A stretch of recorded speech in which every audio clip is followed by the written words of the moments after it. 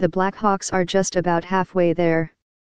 And their playoff hopes are, like many other teams, living on a prayer. Those hopes currently rest on the shoulders of two goalies, Jeff Glass and Anton Forsberg, who have a combined 26 games and 22 starts in the NHL. The Hawks will play the 41st of their 82 regular season games Sunday against the Oilers. It will be their sixth in a row without starter Corey Crawford, who has been on injured reserve since December 27 with an upper body injury. With Crawford out indefinitely, according to coach Joel Quenneville, the last place in the Central Division Hawks are in the midst of a January stretch that could seal their playoff fate one way or another.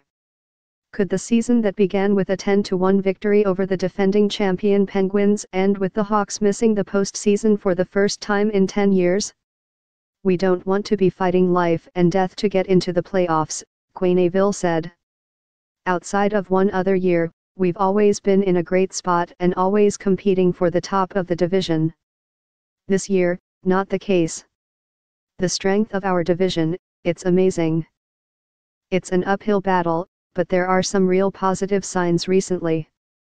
Here's a look at more of the good, the bad, the ugly, and some of the bizarre so far. The good: Kane and Crawford. Patrick Kane has been, for the most part, Patrick Kane. Not surprisingly, his 17 goals and 23 assists are tops on the team. When healthy, Crawford arguably has been the team's best player. His 2.27 goals against average and .929 save percentage are among the best in the league. Young Guns forwards Nick Schmaltz, 21, and Alex DeBrincat, 20, have provided a much-needed offensive spark. Schmaltz's 27 points, 9 goals, 18 assists, rank third on the Hawks, while DeBrincat's 26, 13 goals, 13 assists, are fourth. Can't say enough good things about the Cat, how he's played on both sides, Quenneville said in early December. And Schmaltzy you can put in that young group as well. They've been giving us some good things. The bad panic time: Richard Panik, who signed a 2-year, $5.6 million extension in May, had 5 goals in the first 9 games but hasn't scored in the 26 games he's played since. He had career highs of 22 goals and 22 assists last season, but his lack of production this season is a microcosm of the struggles of the top line as a whole and why Panik has been a healthy scratch for a few games of late.